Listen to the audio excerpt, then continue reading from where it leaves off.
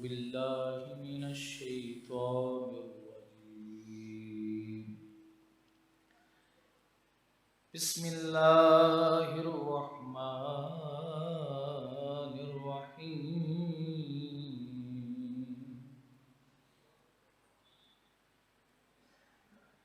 जन्नाति अदनिल्लती वअदर रहमानु इबादहु बिलगैब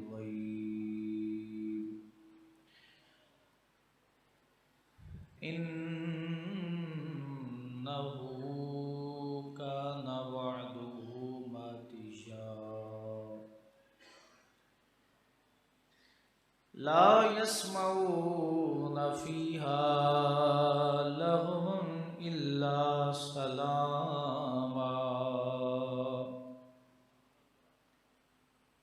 वलहुम रिज़्क़ुहुम फीहा बुक्रतम व अशिय्या।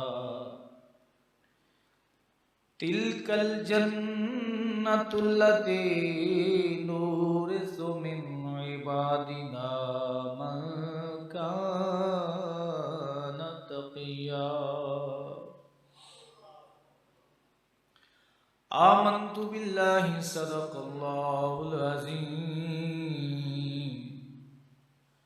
व बल्लगना रसूलुहुन नबियुल करीमुल अमीन। इन्नल्लाह व मलाइकतहु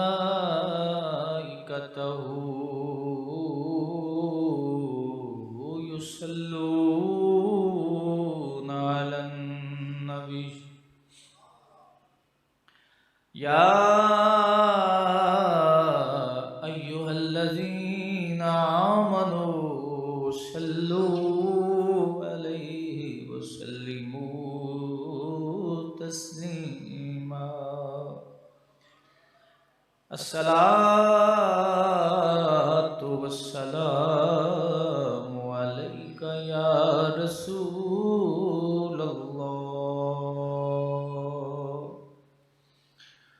अस्सलातु वस्सलामु अलैका या हबीबल्लाह।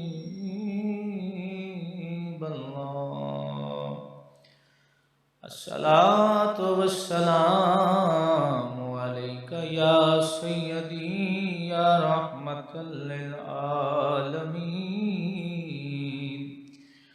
व अला आलिका व अस्हाबिका या खातमल अंबिया वल मुरसलीन। वाह क्या मर्तबा गौस है बाला तेरा, ऊंचे ऊंचों के सरों से कदम है आला तेरा। सरभला क्या कोई जाने कि है कैसा तेरा, औलिया मलते हैं आँखें वो है तलवा तेरा। क्या दबे जिस पे हिमायत का हो पंजा तेरा, शेर को खतरे में लाता नहीं कुत्ता तेरा। मिट गए मिटते हैं मिट जाएंगे आदा तेरे, न मिटा है न मिटेगा कभी चर्चा तेरा।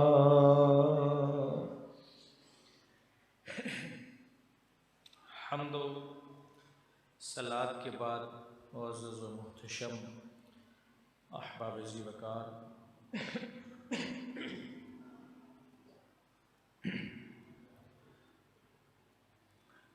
उर्से गौसे आज़म रज़ियल्लाहु ताला अन्हु,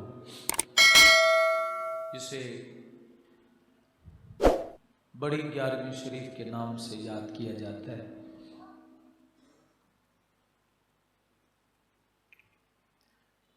हज़रत गौसे आज़म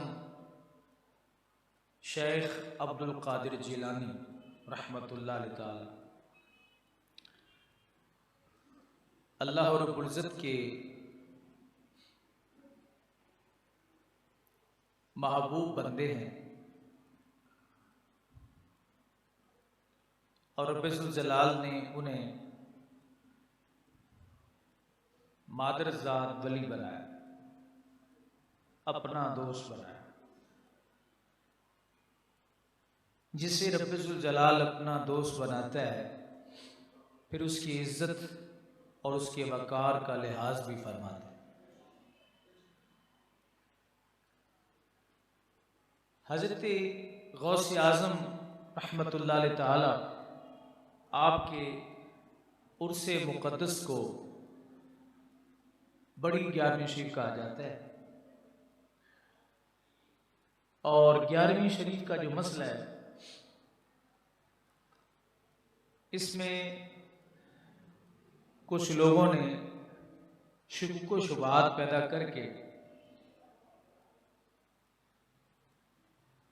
लोगों के दिलों से औलिया की मोहब्बत को छीनना चाहा। मैं इसकी मिसाल कुछ इस तरह अर्ज किया करता हूँ कि बाज़ लोगों ने 11वीं शरीफ का ये तारुफ करवाया है कि ये कोई ऐसी मूर्ति है, ऐसे बुत का नाम है जिसकी ये इबादत करते।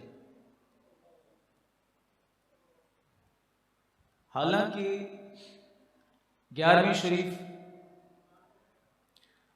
दर हकीकत ये उस महफिल का नाम है जो हज़रत गौसे आज़म शेख अब्दुल कादिर जिलानी रहमतुल्लाह अलैह ताला हर माह की 10 तारीख को जिसका इनेकाद आप फरमाया करते थे, उस महफिल पाक का नाम। अब उस महफिल पाक का हवाला नहीं देते लोग, बल्कि इस बात पे फोकस रखते हैं कि ये गैरुल्लाह के नाम पर न्याज है जिसे देना कतन जायज नहीं है। और ये 11वीं जो है ये माज़अल्लाह अल्लाह रब्बुल इज़्ज़त के मुकाबले में, बस ये जुमला कोई 11वीं वाला नहीं, कोई 12वीं वाला नहीं। ओ भाई मेरे, आपने इसको समझा ही नहीं है और शायद हम समझाने में कुछ नाकाम रहे कि ये 11वीं शरीफ को तुम अल्लाह रब्बुल इज़्ज़त के मुकाबले में क्यों लेके आ रहे हो। कि असल इसकी ये है कि हर चांद की 10 तारीख को हज़रत गौसे आज़म एक महफिल फरमाया करते थे बिलात की सूरत में। तो उस निस्बत से जनाब गौसे आज़म रज़ियल्लाहु अन्हु के मुरीदीन जो हैं वो हर चांद की हर 10 तारीख को इस महफिल का इनेकाद करने लगे।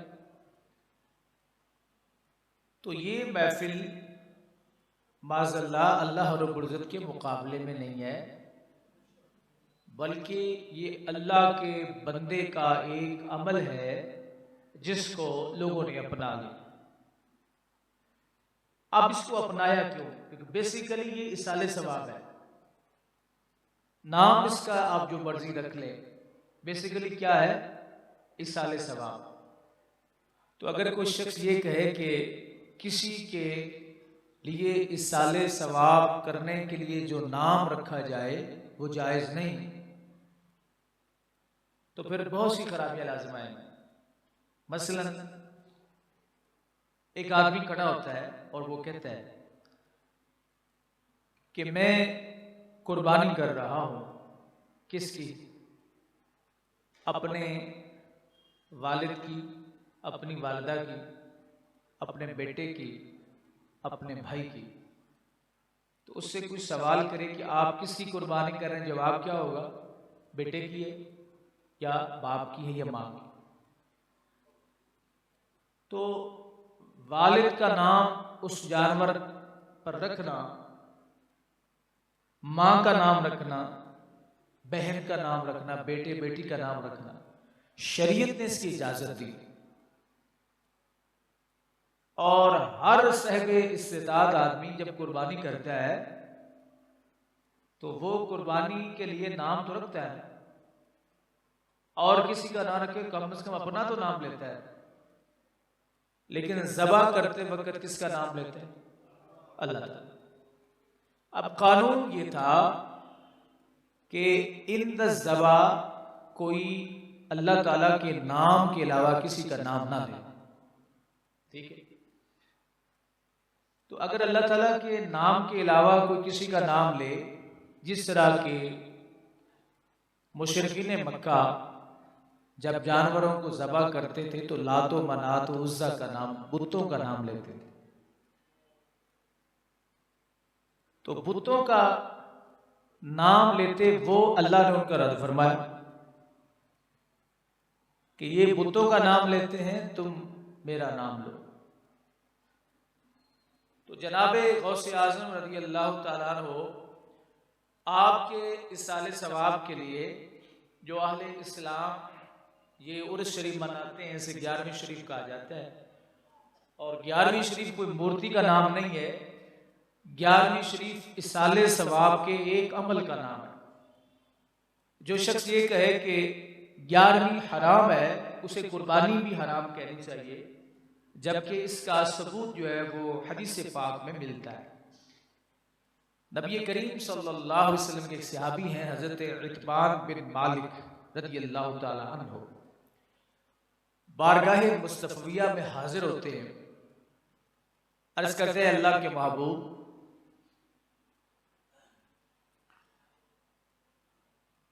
मैं ये चाहता हूं कि आप मेरे घर तशरीफ लाए और 2 रकअत नफल अदा फरमाएं।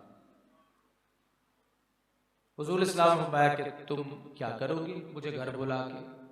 अर्ज किया अल्लाह के महबूब, आप मेरे घर तशरीफ लाएंगे ना, 2 रकअत नमाज पढ़ देंगे तो जहां आप नमाज पढ़ेंगे मैं वहां मस्जिद बनाऊंगा।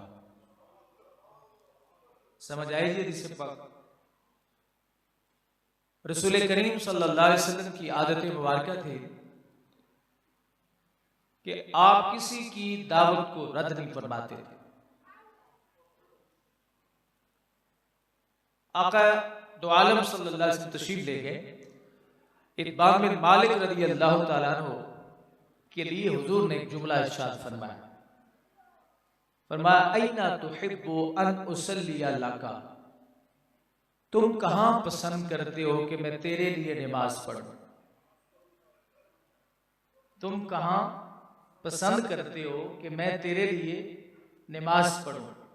आप ये बताइए कि मैं अगर आपसे ये कहूं जनाब आपके लिए मैं नमाज कहां पढ़ूं, तो आपका जवाब ये होगा कि नमाज अल्लाह की होती है, मेरी नहीं है। कहेंगे ना, नमाज अल्लाह की होती है, नमाज मेरी नहीं होती।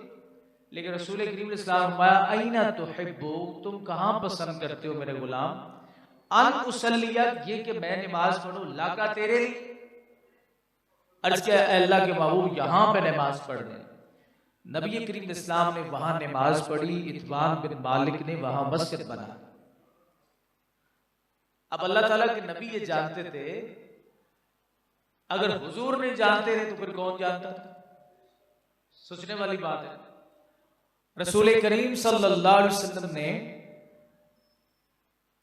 फरमाया कि अगरचे नमाज अल्लाह ताला की है, लेकिन सवाब तेरे लिए, सवाब तेरे लिए नमाज किसकी है? जब रसूल पाक सल्लल्लाहु अलैहि वसल्लम आप सजदा फरमा रहे थे उस नमाज का, तो क्या उस वक्त आप सजदा इत्बान बिन मालिक को फरमा रहे थे?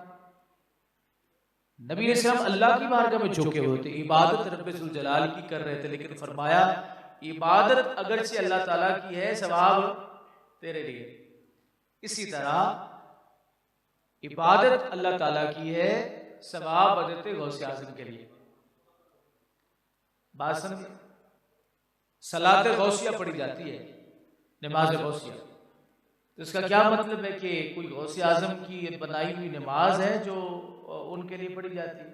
फरमाया उसी हदीस के तहत इस हदीस को रखे, आप इस बात को सलात गौसिया को रखे तो पता चल जाएगा कि नमाज अगर अल्लाह ताला की है, लेकिन सवाब जिस तरह इत्बान बिन मालिक के लिए था और खुद रसूल करीम इस्लाम ने मुतय्यन फरमाया, इसी तरह नमाज अल्लाह की है, सलात गौसिया और सवाब किसके लिए? गौसे आज़म के। और इससे ये भी पता चला कि सलात गौसिया से कि हज़रत गौसे आज़म माज़अल्लाह खुदा नहीं है। अगर खुदा होते तो नमाज का सवाब उनके लिए ना होता, नमाज का सवाब उनके लिए ना होता। अल्लाह रब्बुल इज़्ज़त को के लिए भी कोई साले सवाब करता है माज़अल्लाह।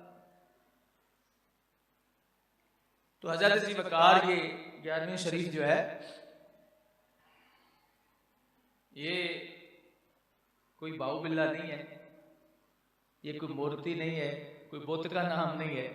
यानी इस तरह का गुमान लोगों के ज़हनों में पैदा हो चुका है कि ये शायद कोई ऐसा अमल है कि जो बिल्कुल अल्लाह ताला की अपोजिशन में।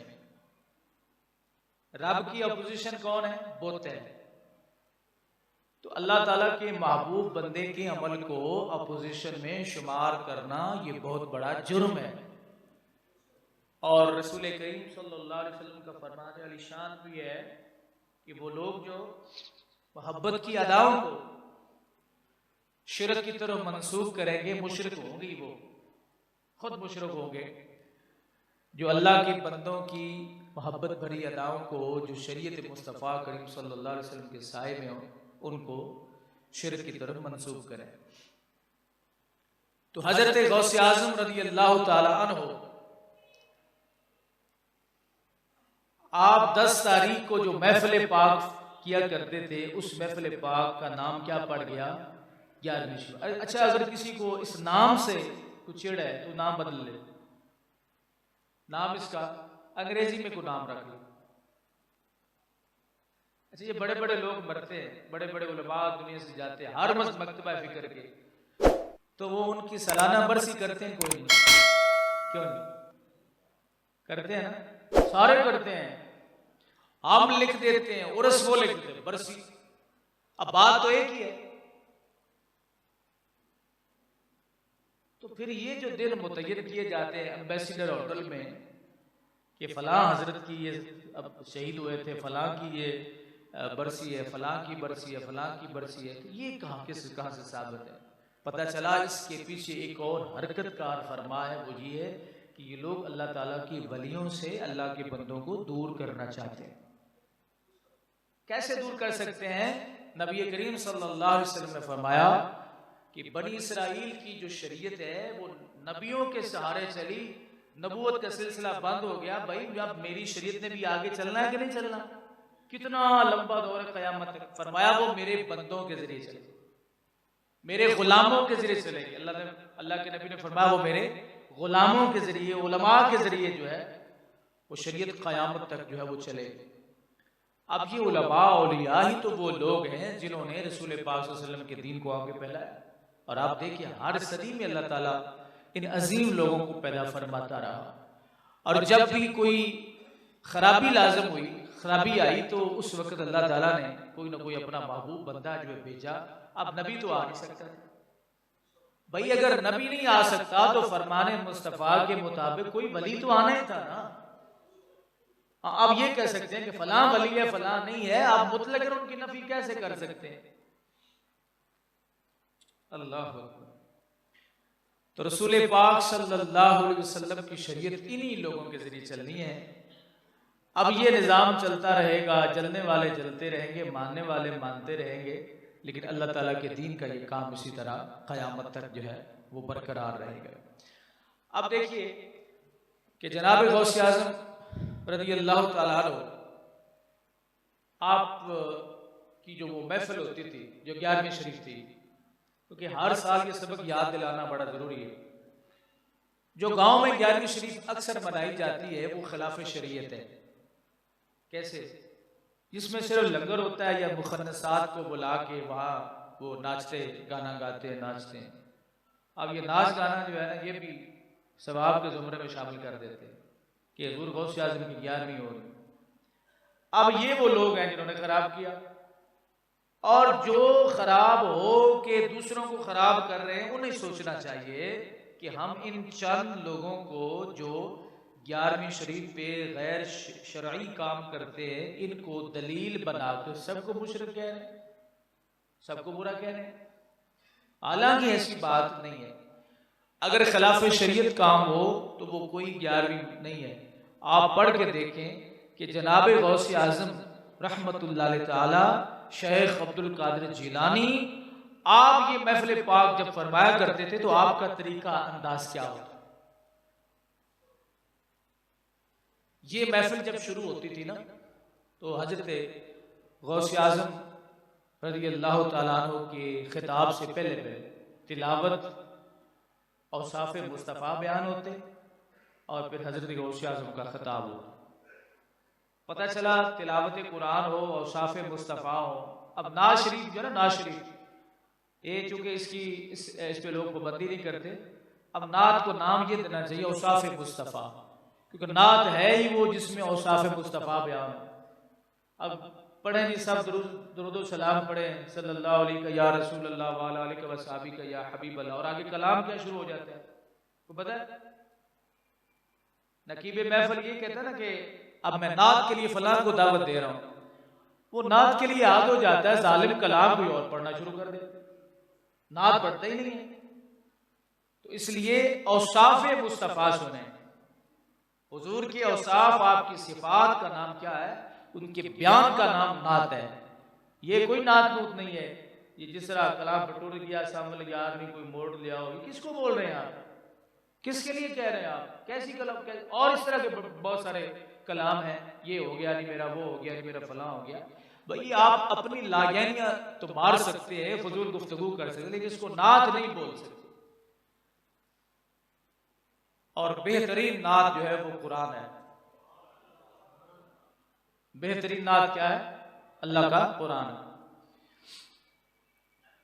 तो इसके बाद हजरत गौस आज़म का खिताब शुरू होता था, और आपके खिताब का कुछ अंदाज इस तरह से था कि उस दौर में, जिस दौर में नकलो हरकत के लिए इतनी ज़्यादा नहीं थे, वसाइल नहीं थे, उसके बावजूद 70 से 90 हज़ार का मजमा हो जाता। तुम 11वीं मनाओ तो 11वीं पे सारे खुसरे इकट्ठे हो जाते हैं, और जितने भी चरसी बंगी नमाज से बेजार मस्जिद से भागे हुए भगौड़े जो सारे 11वीं की खत्म में आ गए, 11वीं के प्रोग्राम में सारे के सारे शामिल हो। ये कोई 11वीं नहीं। जनाब गौस आज़म रज़ी अल्लाह अन्हु जिसको 11वीं फरमा रहे हैं, आपका वो अमल इसकी तारीफ बिल्कुल नहीं कर रहा। बाजे तमाशे ढोल लेके आगे फिर कहना जनाब ये हम 11वीं मना रहे हैं, भाई कोई 11वीं नहीं है, ये आप तो बदनाम कर रहे हैं और जनाब गौस आज़म को तकलीफ दे रहे हैं, क्योंकि आपका ही फरमान है कि कोई शख्स जितना भी कमाल दिखाए, अपनी करामतें जाहिर करे, आसमान पे उड़ता हुआ भी आ रहा हो, मेरे मुस्तफ़ा की एक सुन्नत का तारक हो, वो कादरी नहीं है और ना ही वली है। कादरी नाम के साथ लिखवाना बड़ा आसान है, कादरी बनना बड़ा मुश्किल है। कादरी वो है जो हजरत गौस आज़म की तालीमात के मुताबिक जिंदगी गुजार रहा है। जनाब गौस आज़म ने वो लोग जो हजरत सहाबा किराम को गालियां देते, उनको इस उम्मत का यहूद का, जो सहाबा को गालियां दे उस उम्मत का, हज़रत गौस आज़म ने यहूद कहा कि वो इस उम्मत के यहूद हैं जो हुजूर के सहाबा को गालियां देते, और तुम उनकी गोद में बैठे होते हो, फिर कादरी तो ना हुआ ना। जनाब गौस आज़म रज़ी अल्लाह ताला इतने सख्त हैं आप इस मामले में कि जो जनाब जो सिद्दीक़ अकबर से लेकर तमाम सहाबा किराम को कोई किसी सहाबी के बारे में लान तान करे, आप फरमाते हैं वो इस उम्मत का क्या है, यहूदी है। तो अगर आप उससे जबियां डालें तो फिर आप कादरी तो ना रहे। नहीं समझे बात? नींद आ रही है? चलो सो जाए थोड़ी। माशाअल्लाह। कादरी कहलाना नाम के साथ लिख देना बड़ा आसान है, नाम के साथ चिश्ती लिख देना बड़ा आसान, नाम के साथ नक्शबंदी लिख देना ये बड़ा ही आसान है, बनना बड़ा मुश्किल है। हर चीज का ख्याल लिहाज जो है वो रखना पड़ेगा।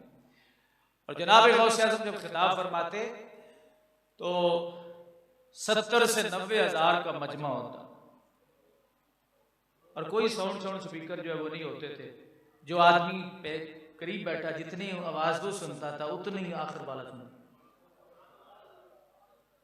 इतना बड़ा बयान जो है जनाब गौसे आज़म रज़ियल्लाहु तआला अन्हु फरमाया कर, इतना बड़ा मजमा होता उस दौर में। आज सारे इलाके की, सारे शहर की बसें भी पकड़ के ले जाते हैं, और लोग पैसे दे के भी लोग ले जाते हैं, सियासी जलसों वाले या दूसरे। तो इतने बड़े मजमे नहीं होते। नाम वो जो मर्जी आप 2 लाख लिख दें, 3 लाख, कौन सा उसमें आपकी मेहनत लग रही, 4 लाख लिख दें, इतने 4 लाख जो है वो जलसे में शामिल थे, कह सकते हैं। लेकिन 70 और 90 हज़ार का मतलब 70 और 90 हज़ार है।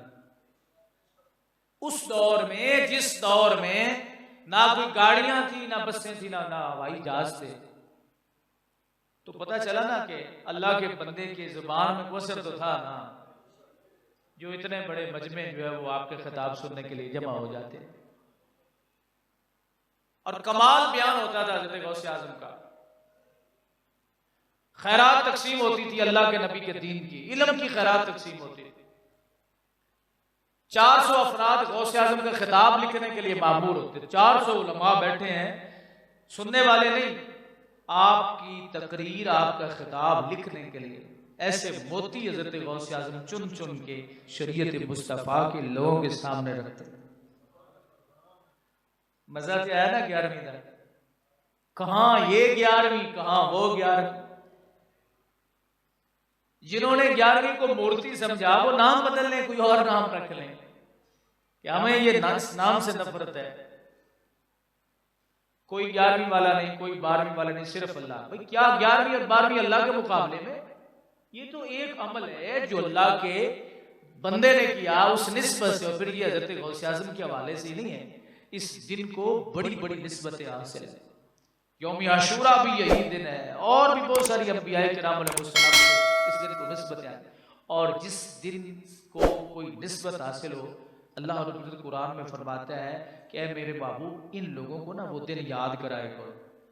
वज़क्किरहुम बिअय्यामिल्लाह, ये अल्लाह के दिन है बाबू, इन्हें याद कराएं।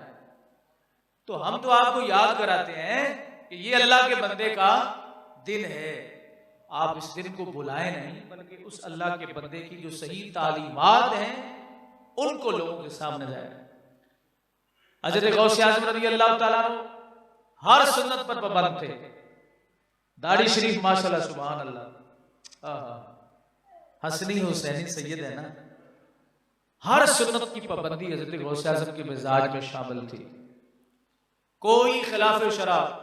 बाद लोगों ने बड़ी गलत गलत बातें आपको मशहूर आपके मंसूब की, जनाब के नाचते थे, गाते थे, कोई ऐसी बात नहीं है। शरीयत मुस्तफ़ा का मुखालिफ हो ना, आपने खुद ही फरमाया वो आसमान पे उड़ता हुआ है, उसे वली ना को, उसे जादूगर बोलो। और आपको पता है जादू से कितनी चीजें मुमकिन हो जाती हैं। कई दफा ये बातें आपके सामने भी अर्ज़ की हैं कि फिरौन ने एक दरख्त एक बनाया लगाया हुआ था जिसके नीचे वो आके बैठता। जब फिरौनी बैठना शुरू होते तो लाख का मजमा हो जाता, और जब लाख का मजमा जैसे मजमा बढ़ता वो उस दरख्त का साया भी बढ़ना शुरू होता, और जब लाख से ऊपर लोग होते तो वो दरख्त का साया सिमटना शुरू हो जाता। आप किसी पीर साहब के पास तशरीफ ले जाएं, वहां ऐसा दरख्त खुदा न खास्ता हो, आप सारी अपनी बैत तोड़ के बैठ जाएंगे कि हजरत यहाँ ही अल्लाह ने फैज का दरवाजा खोला, बैतों पे जाए। हालांकि ये दलील नहीं है। अगर ये दलील है तो फिर फिरौन के बारे में क्या ख्याल? इसी तरह उसके तालाब का जिक्र भी तफसीर के अंदर आता है कि वो ऐलान का एक दिन मुकर्रर कर देता था कि इस दिन ना हर बंदा अपने घर से कोई ना कोई बर्तन में कोई चीज़ लेके आए। कोई पानी लेके आता, कोई शरबत लेके आता, कोई शहद लेके आता, कोई सिकंजबीन लेके आता, कोई दूध लेके आता। वो कहता है सारे इस तालाब के अंदर ये हर चीज़ डाल दो। जब डाल दी जाती तो थोड़ी देर के बाद जब वो मिक्स हो जाती ना, हर चीज मिक्स हो जाती, तो फिरौन को होता है, कहता है इससे निकालो। अब जो घर से दूध लेके आता था ना, वो जब बाल्टी बर्तन डालता था तो मिक्स पानी दूध शहद में से उसके बर्तन में वही दूध ही आता था। शहद वाले के बर्तन में शहद आता था, पानी नहीं आता था। शहद वाले के बर्तन में शहद आता था, दूध नहीं आता था। सिकंजबीन नहीं आती थी, वो शहद लेके आया तो शहद लेके जाता, दूध वाला दूध ही लेके जाता, पानी वाला पानी लेके जाता, शरबत वाला शरबत ही लेके जाता। तो ये मुश्किल काम है कोई नहीं, क्यों नहीं। छोटे से बर्तन के अंदर आप 3-4 चीजें मिक्स कर दें तो फिर अलग करना मुश्किल है कोई नहीं, लेकिन फिरौन करवा लिया करते। तो क्या क्या ख्याल है, एक बाबा जी बैठ जाए किसी जंगल में और वहां वो बड़ा सा टब रख लें, उसमें कहीं आधा पानी का कर दो, एक से एक को शरबत डालो, एक को 7 अप डालो, एक को इसमें मिल्क शेक डाल दो, एक से कह देंगे जनाब इसमें जो है जूस डाल दो। थोड़ी देर के बाद कहें यार ये मिक्स हो गया है जी, हो गया, और भाई इससे अब गिलास निकाल, जूस वाले इधर आ जूस निकाल। वो जब बर्तन भरे तो जूस निकले तो वो तो कहेगा बाबा जी वाह वाह सुभान अल्लाह, कहेगा कि नहीं भाई, कहेगा ना। अच्छी नहीं लगी बात आप, माशाल्लाह। तो वो कहेगा बाबा जी बस मैं घर से आया था, मैं बाबे रा दी कोई करामत देखी ना तो बैत हो गया। तो जब फिरौन ये कमाल दिखाता था तो फिर चाहिए था ना कि उसकी बैत हो जाना चाहिए। दरवाजे के बाहर उसके शहर के दरवाजे पे 2 बत्तखें थे, कोई चोर घुस आता तो बत्तखें चीखना शुरू हो जाती, पत्थर की बनी हुई थी। जब तक चोर पकड़ा ना जाता बत्तखों का सायरन बजता रहता, वो बोलती रहती, शोर मचाती रहती कि हाय चोर आ गया, चोर आ गया, चोर आ गया, चोर आ गया, चोर आ गया। क्या समझते हैं अगर पीर साहब के आस्थाने पे 2 बत्तखें पत्थर की लगी हुई हों और चोर जाए घुस जाए तो वो जब तक चोर पकड़ा ना जाए बत्तखें बोलती हैं, बैत होंगे कोई नहीं। आप सच बताएं, जहां ये मयार हो ना, जनाब गौसे आजम ने इस मयार को तोड़ा। मैं ये मयार नहीं है, मयार क्या है, अल्लज़ीना आमनू व कानू यत्तकून। मयार ये है ईमान की दौलत हासिल हो और फिर तकवा और परहेजगारी की दौलत। तकवा नहीं है, परहेजगारी नहीं है, कोई विलायत वहां पे मौजूद नहीं, धोखा है, फ्रॉड है, आपसे माल लेने के लिए, आपका वक्त जाया करने के लिए।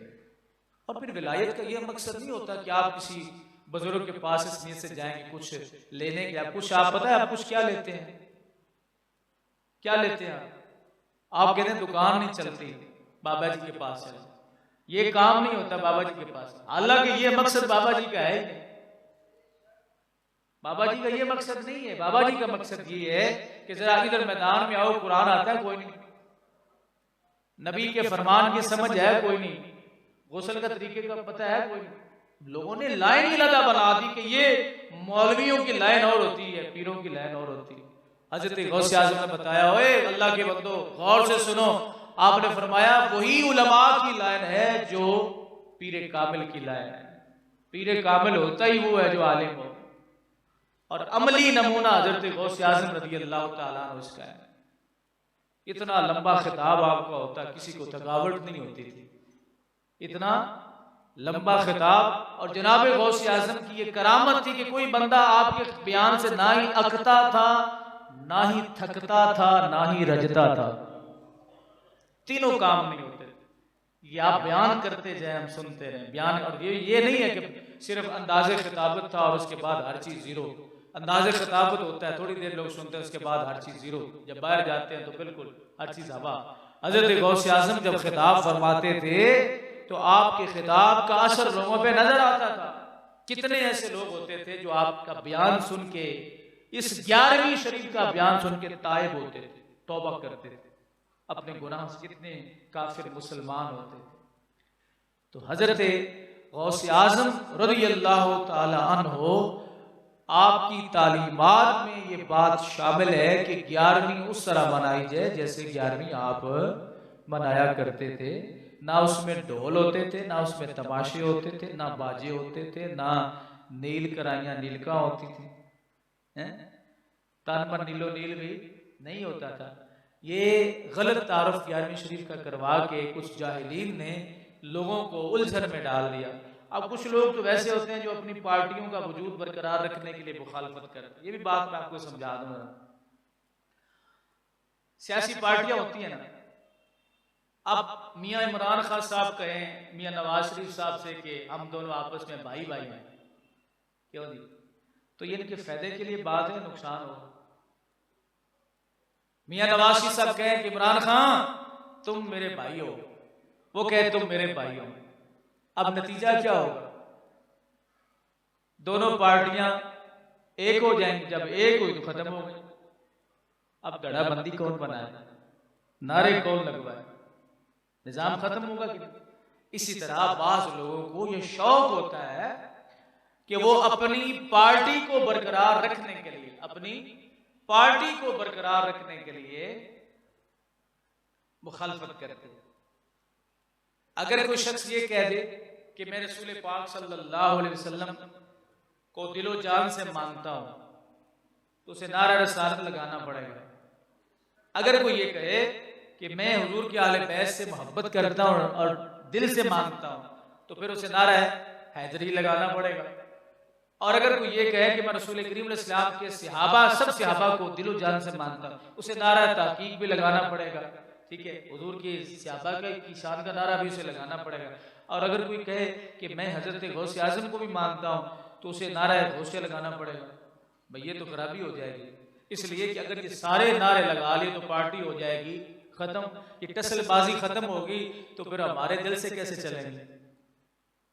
लेकिन अल्हम्दुलिल्लाह, आपको मुबारक हो, अल्लाह ने हमें वो अकीदा दिया है जिसे शान रिसालत भी हजम हो जाती है, जिसे शान आले बैत भी हजम हो जाती है, जिसे शान सहाबा भी हजम हो जाती है, शान औलिया भी हजम हो जाती है कि कोई नहीं। अगर दोनों पार्टियों को, दो माशरे में तबके हैं, एक अहले बैत की मोहब्बत में अंधा हो चुका और एक सहाबा की मोहब्बत में अंधा हो चुका, हम अंधे नहीं हुए, हम दोनों से मोहब्बत करते हैं। एक अहले बैत की मोहब्बत में सहाबा को बुरा करे, दूसरा सहाबा की मोहब्बत में अहले बैत पर तनकीद करे। ना हम अहले बैत पे तनकीद करते, ना सहाबा पे तनकीद। हम कहते हैं अहले सुन्नत का बेड़ा पार, सहाबे हुजूर नज्म है, नाओ है इतरत रसूलुल्लाह की। हम हुजूर के अहले बैत के दर के भी गुलाम, हुजूर के सहाबा के दर के भी गुलाम। बात समझे? तो अगर लोग ये कहें कि जनाब हमें शान औलिया हर हवाले से मिन कुल्लिल वजूह हम उसके कायल हैं, तो फिर उन्हें हमारा अकीदा मानना पड़ जाएगा, फिर पार्टियां खत्म हो जाएंगी। और हमसे ये बर्दाश्त नहीं होता कि जिस पार्टी के लिए हमने सदियों से मेहनत की हो, एक ही आन में उस पार्टी को खत्म कर दें, फिर रोजी रोटी के मसाइल भी शुरू हो जाएंगे।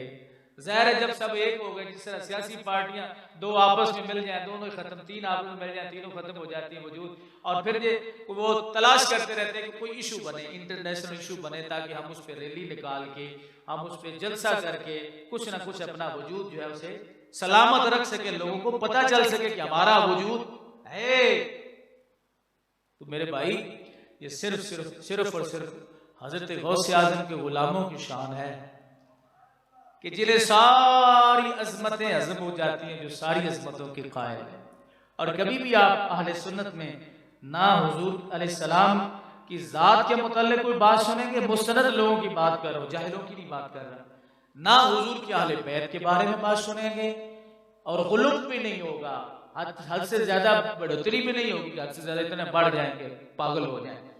और ना ही सहाबा किराम के बारे में कोई तनकीद सुनेंगे, ना ही औलिया के बारे में कोई तनकीद सुनेंगे। तो जिस मसलक में शान, अजमतें, रिफतें और बुलंदियां अल्लाह के बंदों की बयान की जाए, उस मसलक को अहले सुन्नत व जमात कहा जाता है। और यही मसलक हजरत गौसे आजम शेख अब्दुल कादिर जिलानी रहमतुल्लाह अलैह ताला का। आप बादर ज़ात वली, आपकी विलादत हुई यकम रमजान को। वालिदा मोहतरमा फरमाती हैं कि मैंने ये फजर से पहले पैदा हुए, सहरी के वक्त, हज़रत गौसे आज़म, पीर का दिन था, मुनासिबत देखें कितनी, पीर का दिन था, पैदा हुए।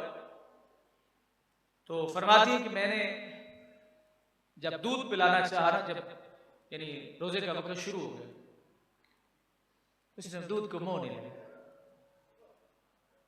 मैंने समझा शायद मेरे लख्ते जिगर को कोई बीमारी है, कोई तकलीफ है पेट में, चले देख लेते हैं। शाम तक ना दूध पिया।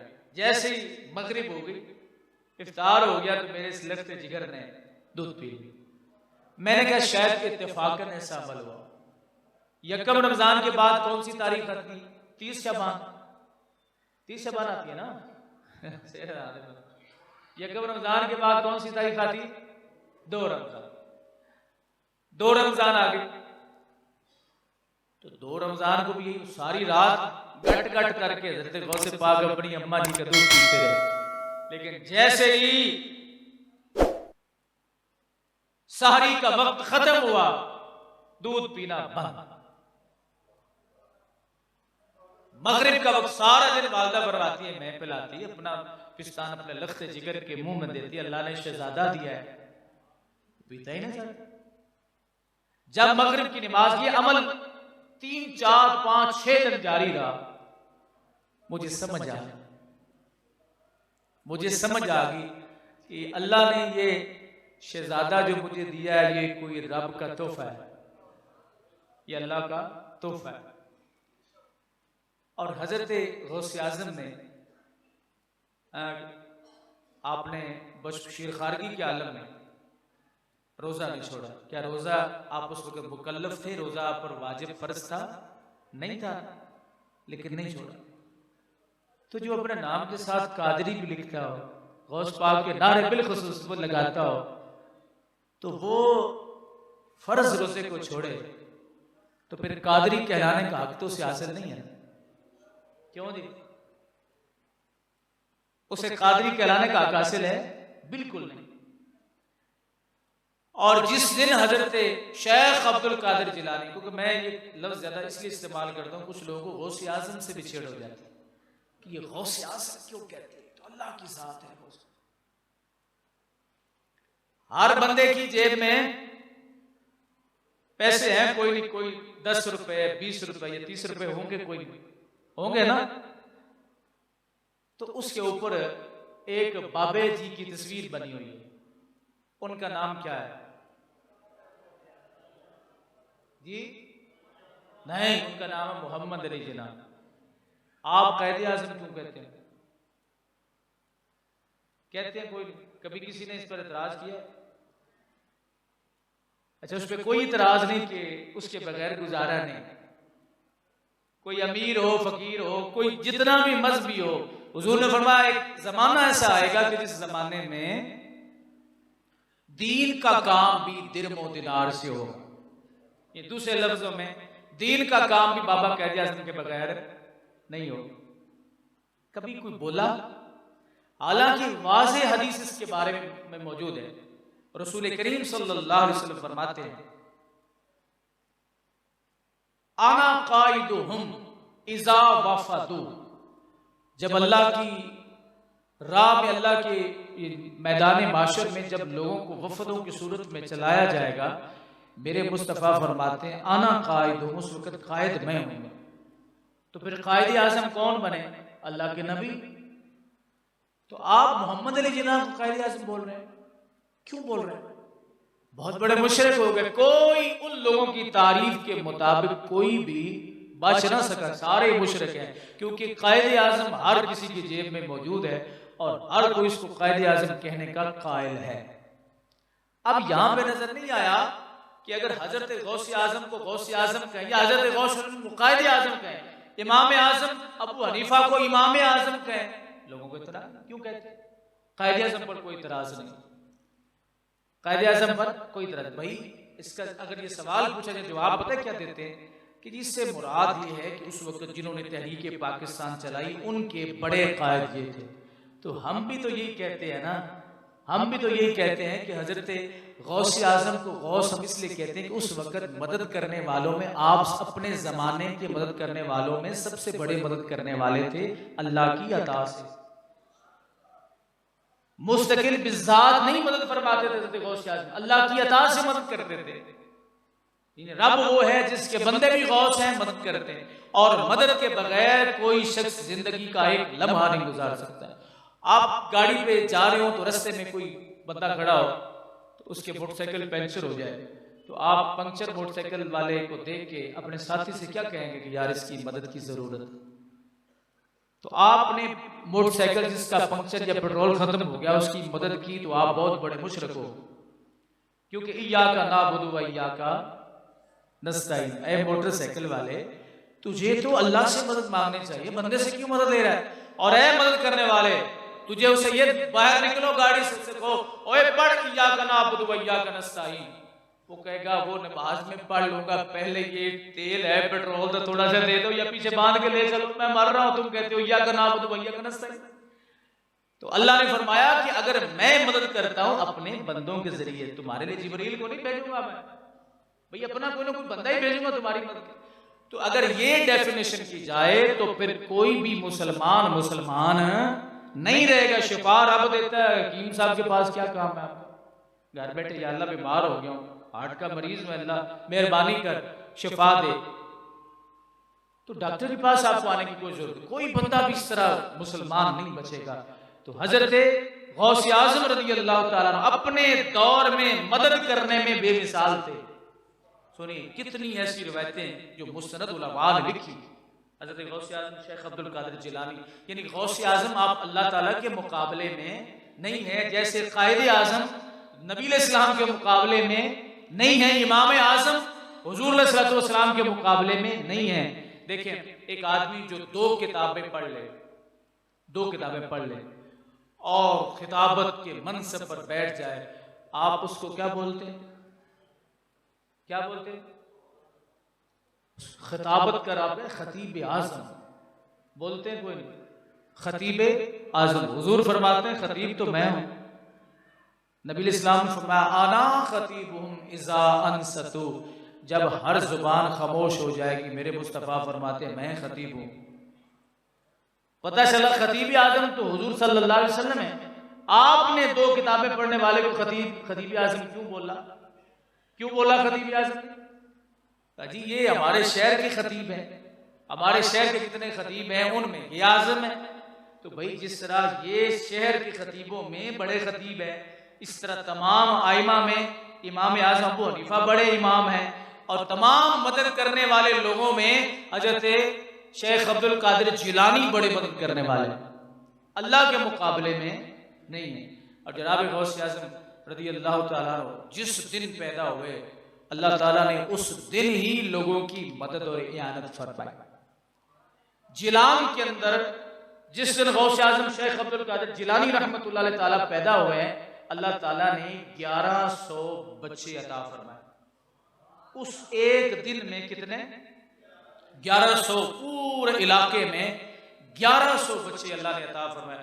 और अल्लाह के फजल से सारे के सारे बेटे थे, और अगली बात सुने, उलमा ने लिखा कि वो 1100 के 1100 बेटे जो हजरत गौस पीर के दिन जो पैदा हुए, रब्बे जुल जलाल ने 1100 के 1100 को विलायत अता फरमाई। इसलिए इराक में आज भी एक एक मील पे हजारों 20-20, 40-40, 50-50 हजार वलियों की कब्रें हैं। शहर इराक यानी मुल्क इराक के अंदर एक मील पे 10-10, 20-20, 30-30, 40-40 हजार अल्लाह ताला के मुकर्रब बंदों के मज़ारात जो है वो मौजूद है। सबसे ज्यादा मज़ारात वहां पे मौजूद। तो ये गौस आज़म रज़ी अल्लाह ताला अन्हु की शान है, आपका मकाम और मर्तबा। सखी इतने थे, अल्लाह सखावत कमाल दर्जे की थी। किसी शहर में आपने पड़ाव करना होता तो सबसे ज्यादा गरीब देखते कौन है? सबसे ज्यादा गरीब जो गरीब होता उसके घर डेरा लगा लेते लोग। हदिये तोहफे कट्टे बच्चे जो भी किसी की हिम्मत होती वो आपको हदियातन तोहफतन पेश करता रहा।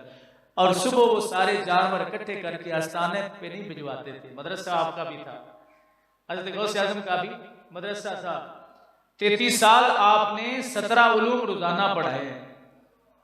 मौलवी थे गौस पाक, कब कोई ऐसे नहीं मलांग नहीं थे, ये तारफ लोगों ने करवाया।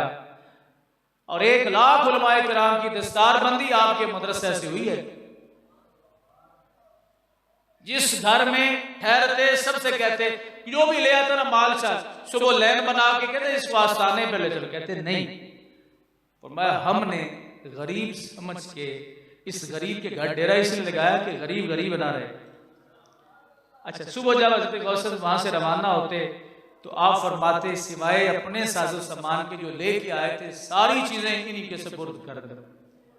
और फिर आप जब मशहूर हुआ ना, आपकी सखावत मशहूर हुई, तो जिस शहर में आप जाते तो वहां गरीब सामने गर्दनें दिखाते कि हमारे घर में ठहर है कोई ऐसा पीर। मुरीद गर्दनें छुपा जाते हैं, मुरीद गर्दनें छुपा जाते हैं, इल्ला माशाअल्लाह के सारा खर्चा खलीफों का भी पड़ जाएगा, क्योंकि ये तो पता नहीं ना मुरीद की हालत क्या है।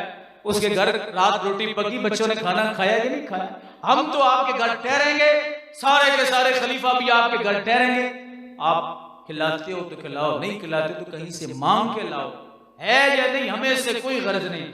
लेकिन पीराने पीर हजरत शेख अब्दुल कादिर जिलानी अल मशहूर गौसे आजम रज़ियल्लाहु ताला अन्हु, आप इस बात का इतना ख्याल रखते कि जो गरीब होता उसके घर तवक्को फरमाते, ठहरते, सुबह सारे हदिये तोहफे उसे दे के आप अकेले यानी साफ खाली हाथ घर तशरीफ ले जाते।